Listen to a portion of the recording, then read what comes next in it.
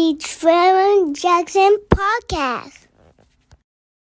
And I've been checking out this lawyer a lot lately, and what he has to say, it's very interesting to me because I realize now that I'm at an age to where everybody that is in powerful positions grew up in the culture that I grew up in. This American culture. I remember one time it used to be like it wasn't nothing but us that knew about these things. It was cool. It was hidden.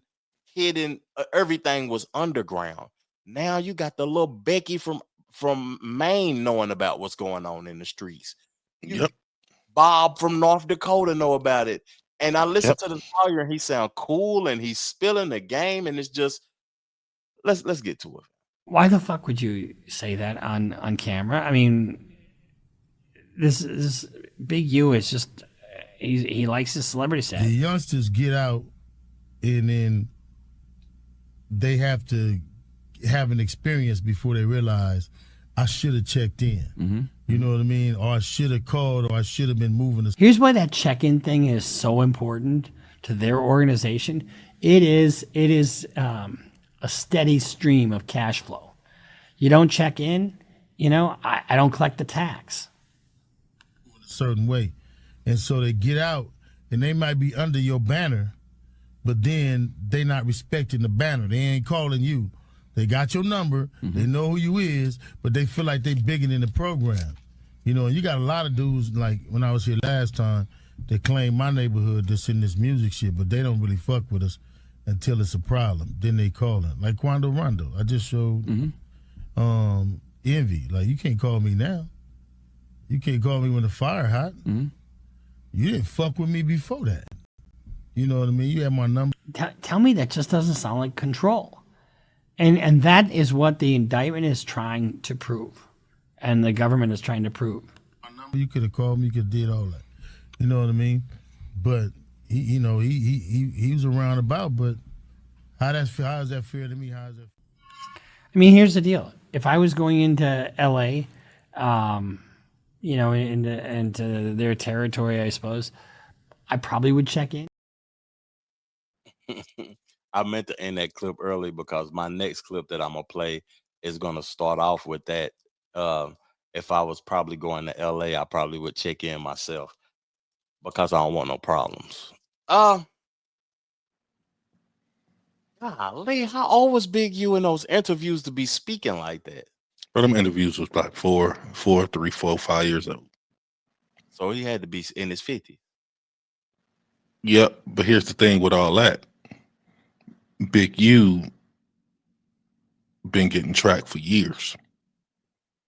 Tracked, meaning he was helping out gang intervention, thinking that he was helping out. Well, no, ain't no thinking. He knew what he was doing.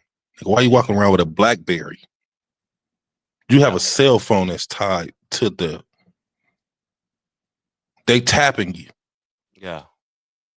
Been tapping you. You know what a 501c3 is, fam?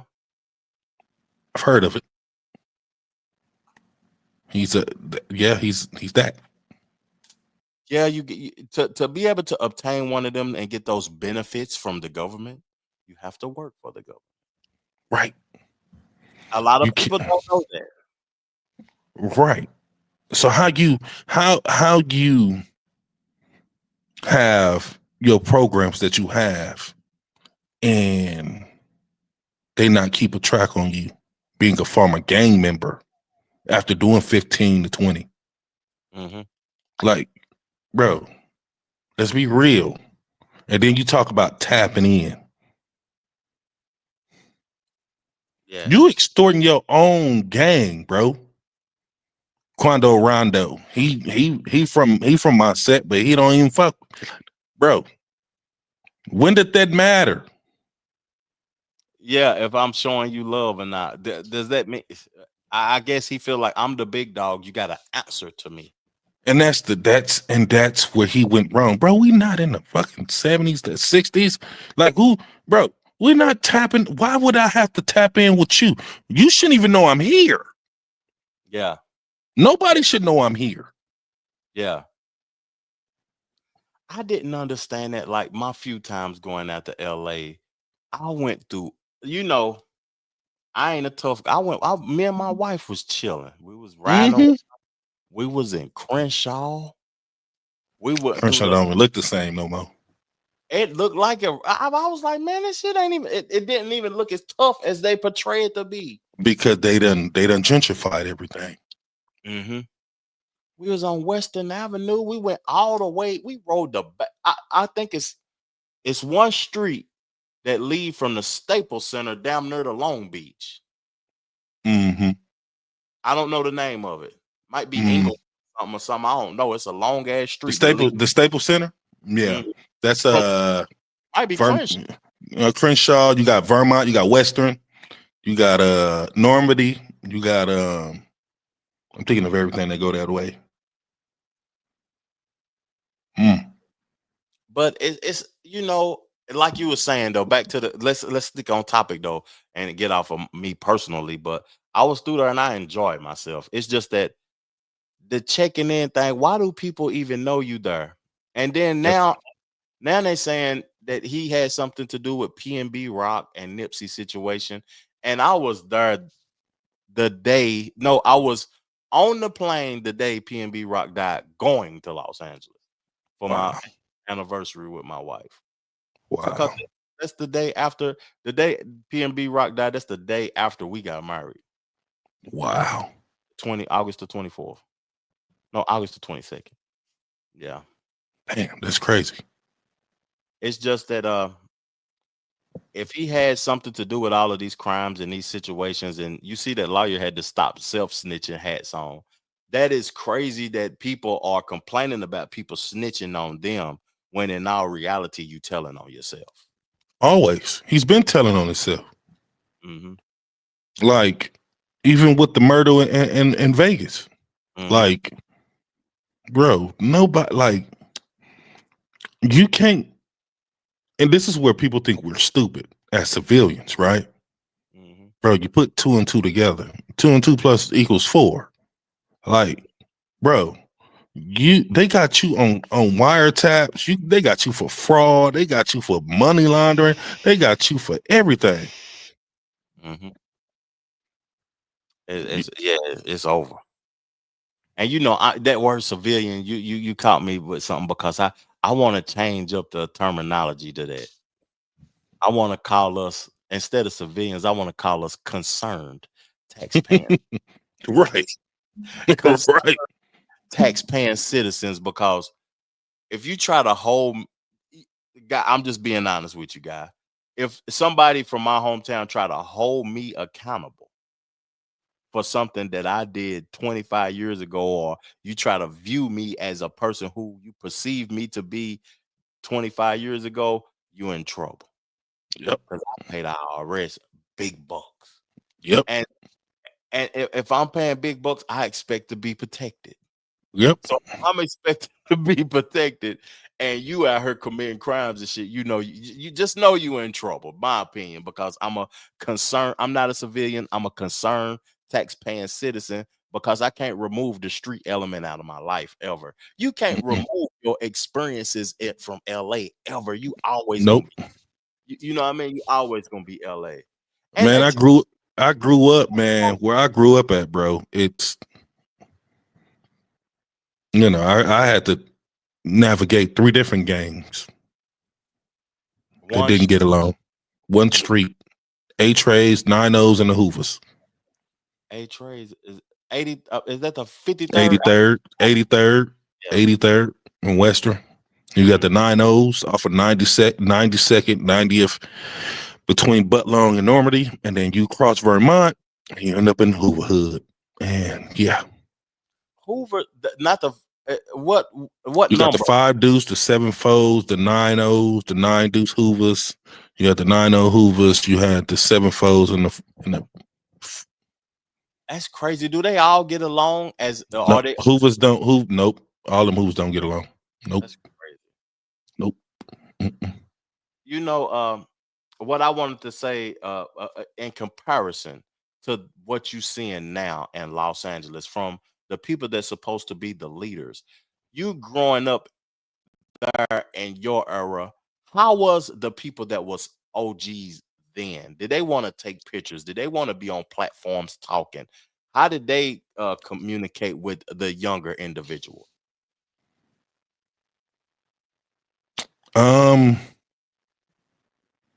One, you wouldn't see him.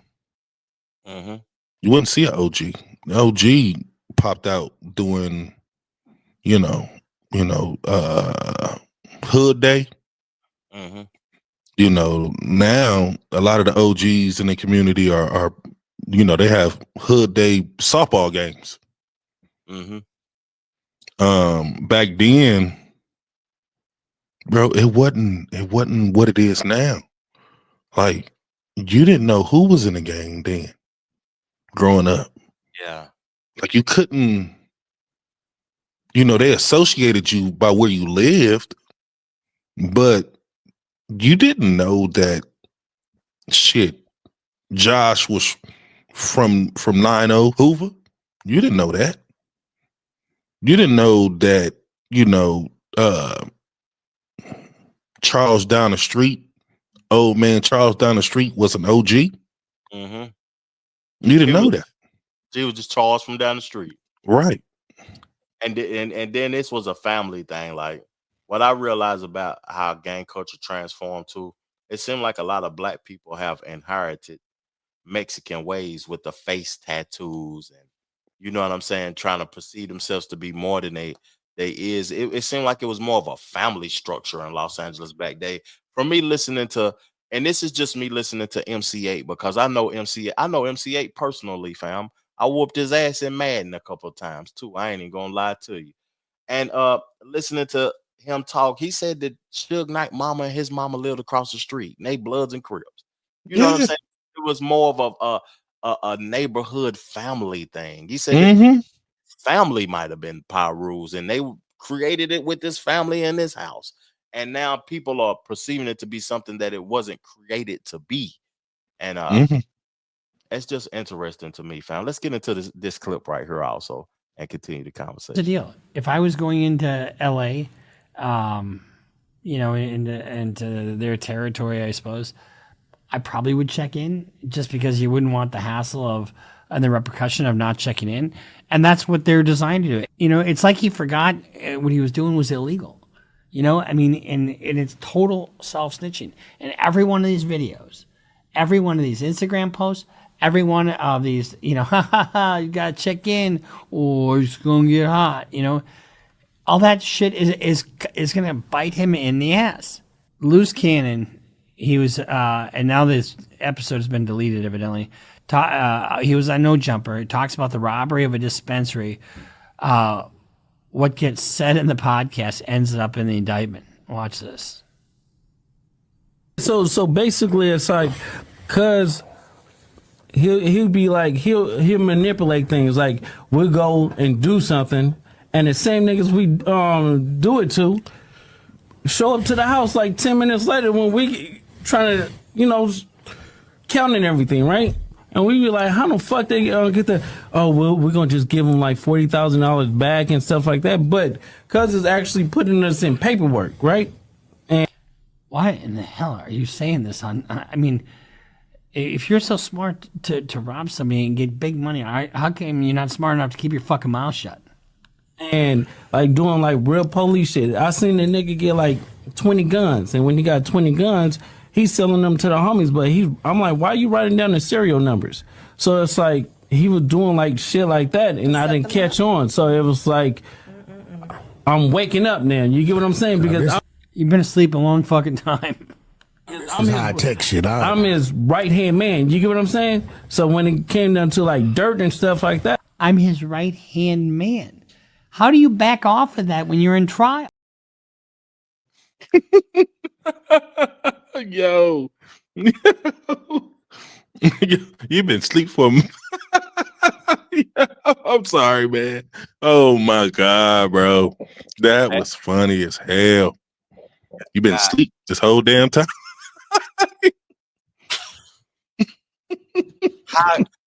Think about a lawyer telling you you're so stupid. I can't defend you. Why the That's it. fuck am I going to defend this stupidity?